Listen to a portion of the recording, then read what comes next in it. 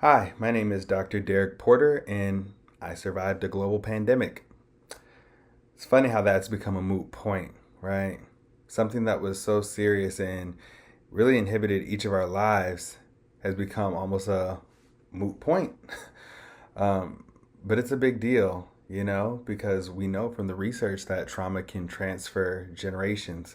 I'm a father, I have two small children, which is why I'm recording this in the dead of night.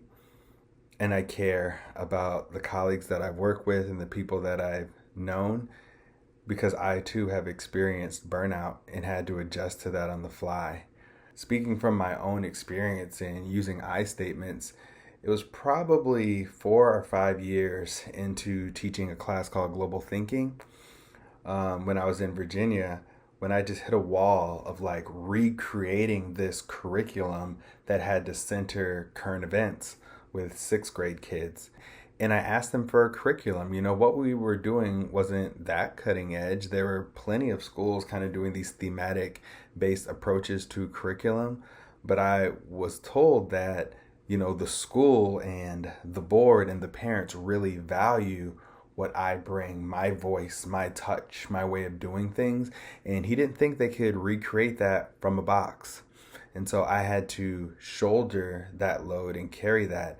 And the prep times that we get, right, the structural things that are in place are insufficient. Just ask any teacher. Your prep period get co-opted with meetings because that's when administrators think that you're available.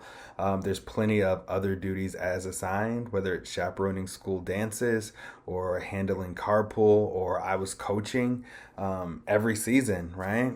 I coach soccer, baseball, and basketball. So every season I was busy on the field or on the court with kids.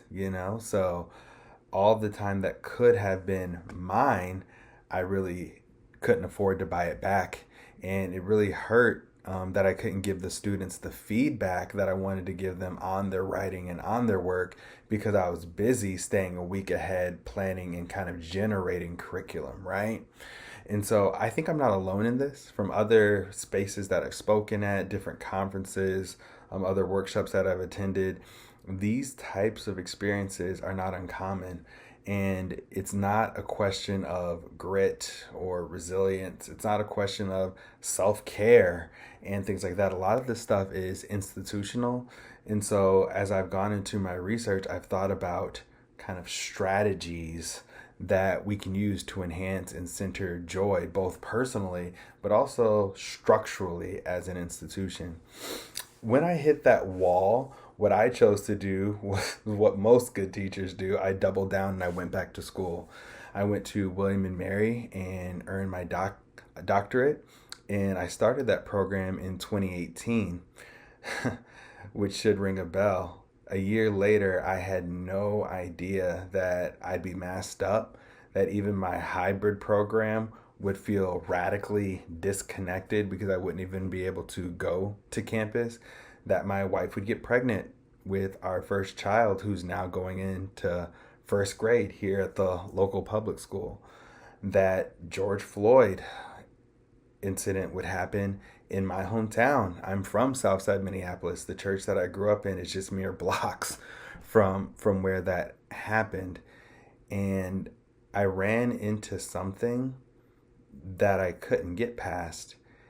And as someone who graduated from an Ivy League master's program and, all the achievements and accolades, like, I'm a student, I'm a good student, I know what I'm doing. And for the first time, I hit an obstacle in my academic life, or maybe better said, due to the circumstances that I could not control outside of my academic life, that I couldn't continue with the program. I had to humble myself and reach out to the program director and acknowledge that I needed a break.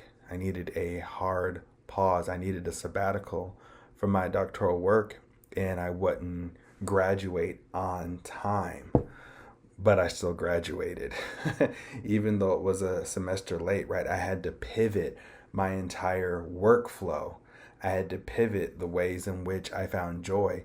And there weren't people around me, right, in my professional life, my students, my colleagues who could boost me up and kind of give me the motivation that I needed. And so I had to use purpose anchors. I had to put triggers in place, whether musical or things in my classroom, to keep me motivated when I didn't have the words and the energy and the joy for myself.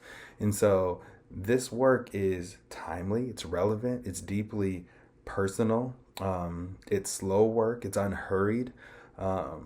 After finishing that degree back in 2001, I continued in that school, and I'm very proud of the work that I've been able to do there.